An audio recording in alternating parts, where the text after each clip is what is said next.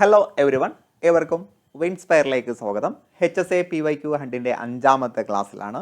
So നിങ്ങൾ ആവശ്യപ്പെട്ട പ്രകാരം linguistics, phonetics and history of ലാംഗ്വേജുമായിട്ട് ബന്ധപ്പെട്ട ഒരു PYQ ആണ് കുറച്ച് PYQs ആണ് നമ്മളിന്ന് ഡിസ്കസ് ചെയ്യാൻ പോകുന്നത്. അപ്പോൾ ആദ്യം തന്നെ നിങ്ങൾ തന്ന സപ്പോർട്ടിന് വളരെയധികം നന്ദി പറഞ്ഞുകൊണ്ട് ഞാൻ സ്റ്റാർട്ട് ചെയ്യുകയാണ്. തുടർന്നും നിങ്ങളുടെ സപ്പോർട്ട് ഉണ്ടാകണം. നിങ്ങളുടെ സജഷൻസും ബാക്കി എല്ലാ കാര്യങ്ങളും പരിഗണിക്കുന്നതാണ്. സോ നമുക്ക് ക്ലാസ്സിലേക്ക് പ്രവേശിക്കാം. സോ 664/2012 പ്രകാരം നടന്നിട്ടുള്ള HSA ഇംഗ്ലീഷ് പരീക്ഷയിലെ ചോദ്യങ്ങൾ തന്നെയാണ് ഞാനിവിടെ കൊണ്ടുവന്നിട്ടുള്ളത്. സോ നമുക്ക് നോക്കാം. ഒന്നാമത്തെ ചോദ്യം ഇതാണ്: smallest distinctive unit of sound in the sound system of language is called a dash. So smallest distinctive unit of sound, ശബ്ദത്തിൻ്റെ ഏറ്റവും ചെറിയ ഡിസ്റ്റിങ്ക്റ്റീവ് യൂണിറ്റ്. അപ്പോൾ ശബ്ദത്തിൻ്റെ എന്നാണ് ചോദിച്ചിട്ടുള്ളത്. സൗണ്ടിൻ്റെ സ്മോളസ്റ്റ് ഡിസ്റ്റിങ്ക്റ്റീവ് യൂണിറ്റ് എന്ന് ചോദിച്ചാൽ നമ്മൾ ഏതാ കൊടുക്കേണ്ടത്? ഫോണീമാണ് കേട്ടോ, ഫോണീം. ഇപ്പോൾ നമ്മൾ സ്ട്രെസ് ചെയ്യേണ്ടത് ഈ ഭാഗത്താണ്, സ്മോളസ്റ്റ് ഡിസ്റ്റിങ്ക്റ്റീവ് യൂണിറ്റ്.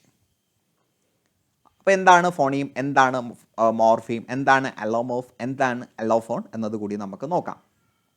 ഫോണീം എന്ന് പറഞ്ഞാൽ smallest distinct unit in A language that can differentiate meaning between words.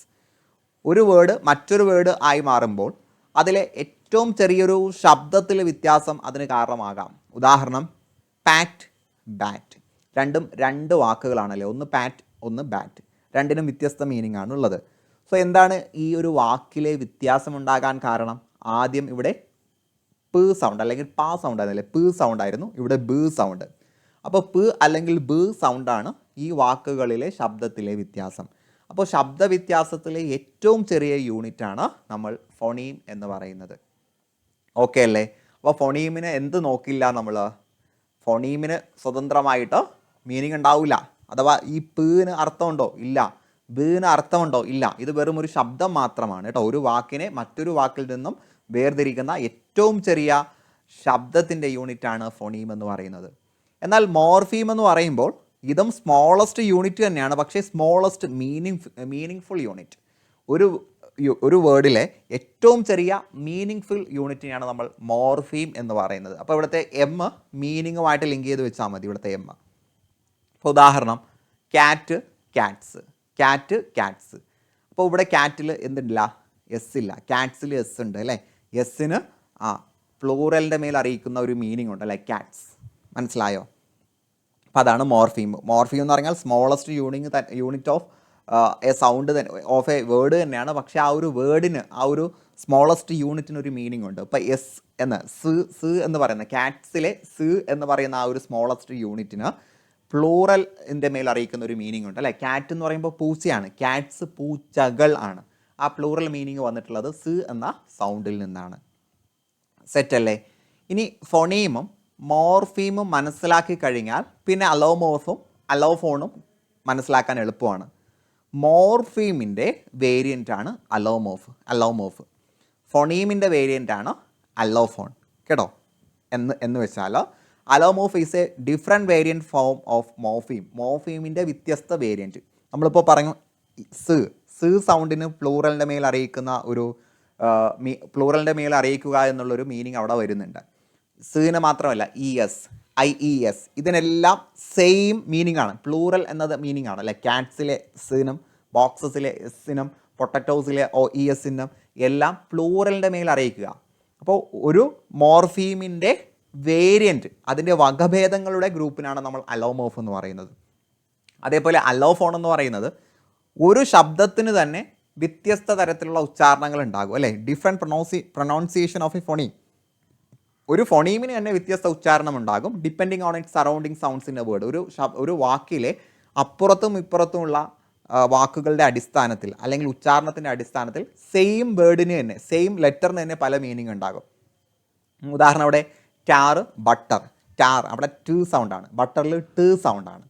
അപ്പോൾ ട് എന്ന് പറയുന്ന സെയിം ഫോണീം തന്നെ രണ്ട് സ്ഥലങ്ങളിൽ വ്യത്യസ്ത മീനിങ്ങിൽ, വ്യത്യസ്ത ഉച്ചാരണത്തിലേക്ക് വന്നു. അപ്പോൾ ഒരു ഫോണീമിന് തന്നെ പല സാഹചര്യങ്ങളിൽ പല ഉച്ചാരണത്തിൽ വരുമ്പോൾ ആ ഒരു ഡിഫറെൻറ്റ് പ്രൊനൗൺസിയേഷൻ ഓഫ് എ ഫോണീമിനെ നമ്മൾ അലോഫോൺ എന്ന് പറയും. ഇനി ഒരു മോർഫീമിൻ്റെ വേരിയൻറ്റ്, ഒരേ അർത്ഥമുള്ള ബേസിക് യൂണിറ്റിന് നമ്മൾ അലോമോർഫും അലോമോർഫ് എന്നും പറയും. സെറ്റല്ലേ? ഓക്കെ അല്ലേ? ദെൻ അടുത്ത ചോദ്യം, വേർഡ്സ് ലൈക്ക് മോട്ടൽ അതേപോലെ ബ്രഞ്ച്. മോട്ടോർ പ്ലസ് ഹോട്ടലാണ് മോട്ടൽ. ബ്രഞ്ച് ബ്രേക്ക്ഫാസ്റ്റ് പ്ലസ് ലഞ്ചാണ് ബ്രഞ്ച്. സ്മോക്ക് പ്ലസ് ഫോഗ് ആണ് സ്മോക്ക്. അപ്പോൾ രണ്ട് വാക്കുകൾ നമ്മൾ ബ്ലെൻഡ് ചെയ്തിരിക്കുകയാണ്. അവിടെ തന്നെ ഉത്തരം കിട്ടിയല്ലേ? ബ്ലെൻഡ് ചെയ്തിരിക്കുകയാണ്. ഇതേപോലെ ഈ പറയപ്പെട്ട വാക്കുകൾ എന്തിന് ഉദാഹരണമാണ് എന്ന് ചോദിച്ചാൽ they are formed in A special way and this process is known as blending. ഇതിനെ നമ്മൾ ബ്ലെൻഡിങ് എന്നാണ് പറയുക കേട്ടോ. ബ്ലെൻഡിങ് എന്നാണ് പറയുക. അപ്പോൾ എന്താണ് blending? Combines part of two words. രണ്ട് വാക്കുകൾ കൂട്ടിച്ചേർത്ത്, രണ്ട് വാക്കുകളുടെ ചില ഭാഗങ്ങൾ, രണ്ട് വാക്കുകളെ മൊത്തത്തിൽ ചേർക്കുന്നില്ല അല്ലേ, രണ്ട് ഭാഗങ്ങളിലെ ചില വേർഡ്സിനെ അല്ലെങ്കിൽ ചില ലെറ്റേഴ്സിനെ മാത്രം കൂട്ടിച്ചേർക്കുന്നു അല്ലെ. ഇവിടെ മോട്ടൽ എന്ന് വരുമ്പോൾ മോട്ടറും ഹോട്ടലും തമ്മിലാണ് കൂട്ടിച്ചേർത്തിട്ടുള്ളത്. ബ്രേക്ക്ഫാസ്റ്റ് ലഞ്ച്, അപ്പോൾ ബ്രേക്ക്ഫാസ്റ്റിലെ BRഉം ലഞ്ചിലെ UNCH മാത്രമാണ്. സ്മോഗിലെ OGയും സ്മോക്കിലെ SMഉം കൂട്ടിച്ചേർത്താണ്, സ്മോക്കിലെ SMOയും ഫോഗിലെ Gയും ചേർത്താണ് സ്മോഗ് ആക്കിയിട്ടുള്ളത്. അപ്പോൾ ഒരു വേർഡിലെ ചില ഭാഗങ്ങൾ മാത്രം കൂട്ടിച്ചേർത്ത്, രണ്ട് വേർഡിൽ നിന്നും ചില ഭാഗങ്ങൾ മാത്രം കൂട്ടിച്ചേർത്ത് പുതിയൊരു പദം ഉണ്ടാക്കുന്നതിന് ബ്ലെൻഡിങ് കേട്ടോ, ബ്ലെൻഡിങ്. അപ്പോൾ അവിടെ പൂർണ്ണമായിട്ട് രണ്ട് പദത്തെയല്ല, ആ രണ്ട് പദങ്ങളിൽ നിന്നുള്ള ചില ഭാഗങ്ങളെ മാത്രം കൂട്ടിച്ചേർത്ത് പുതിയ പദം ഉണ്ടാക്കുമ്പോൾ അതിനെ ബ്ലെൻഡിങ് എന്ന് പറയുന്നു.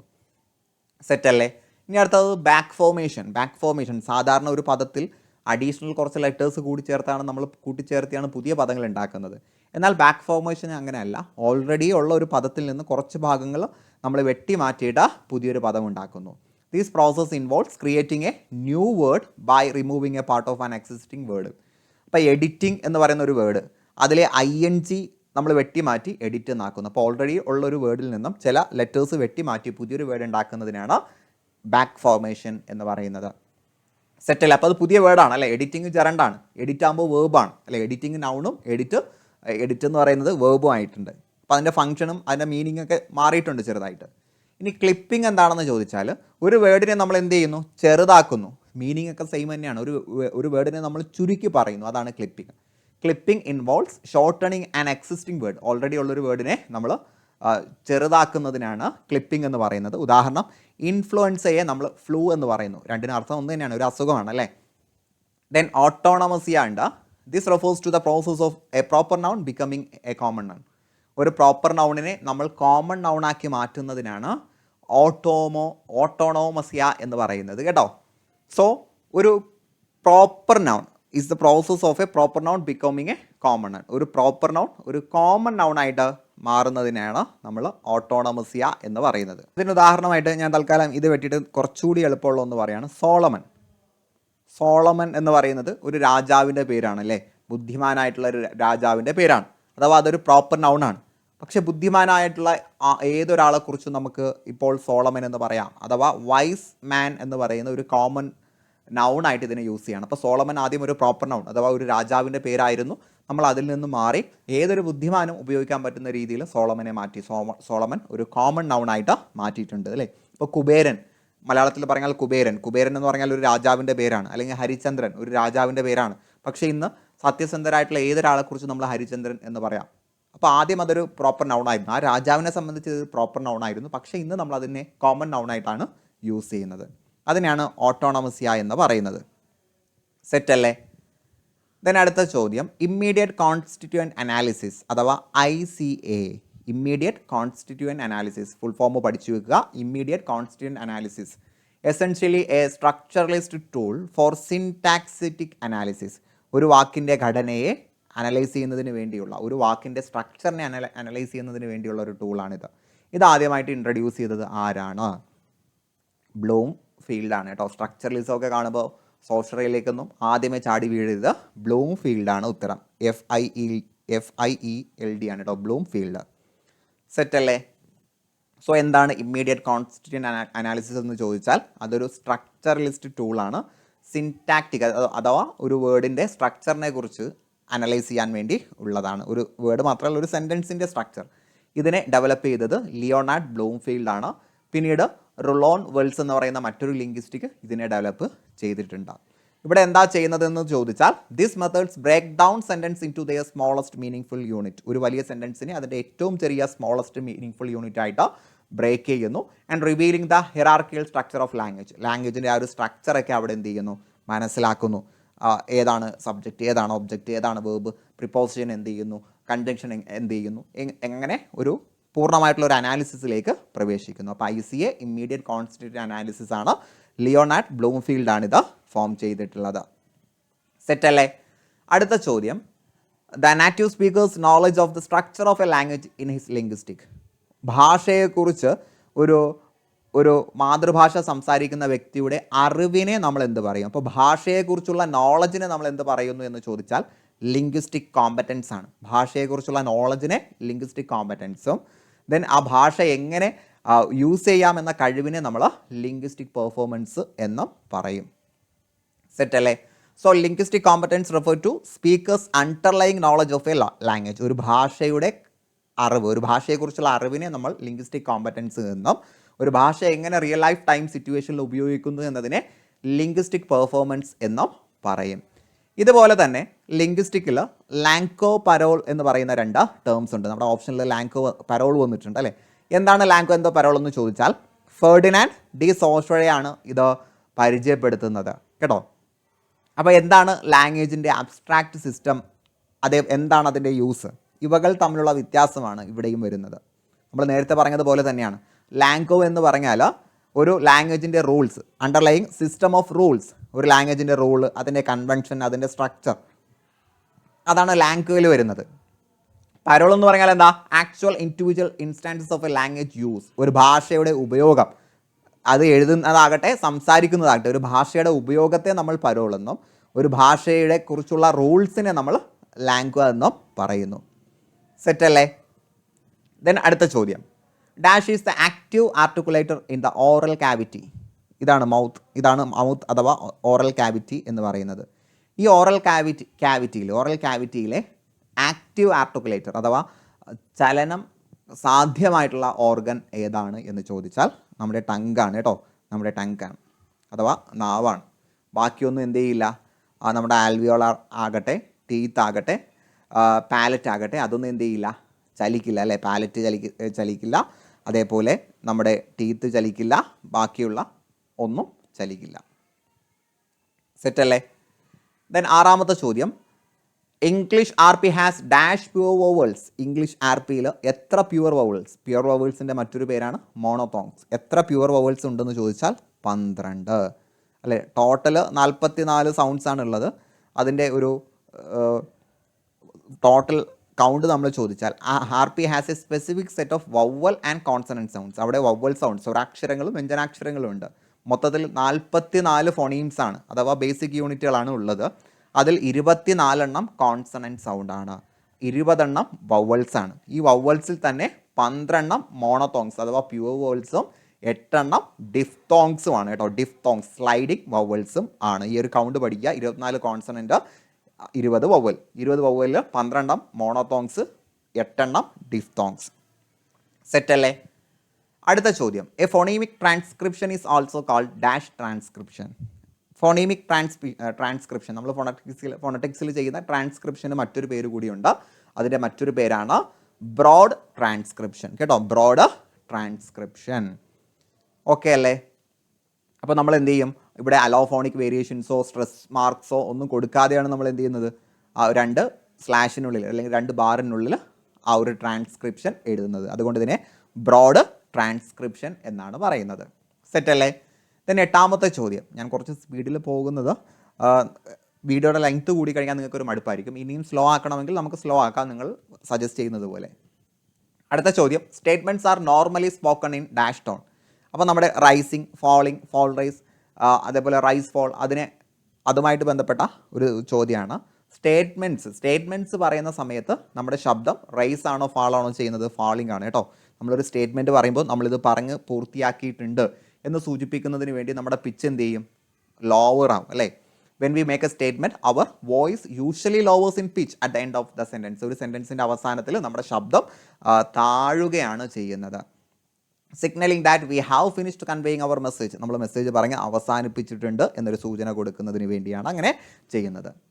സെറ്റല്ലേ? ദെൻ അടുത്ത ചോദ്യം, study of meaning and it's manifestation in language. ലാംഗ്വേജിൽ അർത്ഥത്തെക്കുറിച്ചും അതിൻ്റെ ഉപയോഗത്തെക്കുറിച്ചും പഠിക്കുന്നതിന് നമ്മൾ പറയുന്നത് സെമാൻറ്റിക്സ് എന്നാണ് കേട്ടോ, സെമാൻറ്റിക്സ് എന്നാണ്. സോ പോയറ്റിക്സ് എന്താണെന്ന് ചോദിച്ചാൽ കവിതയെക്കുറിച്ചുള്ള പഠനമാണ് പ്രത്യേകിച്ച്, അല്ലേ? ജനറലി നമ്മൾ പറഞ്ഞാൽ it is the study of the form and structure of literary works. ഒരു സാഹിത്യരചനയുടെ രൂപത്തെക്കുറിച്ചുള്ള പഠനമാണ്, പ്രത്യേകിച്ച് കവിതയെക്കുറിച്ചുള്ള പഠനമാണ് പോയറ്റിക്സ് എന്ന് പറയുന്നത്.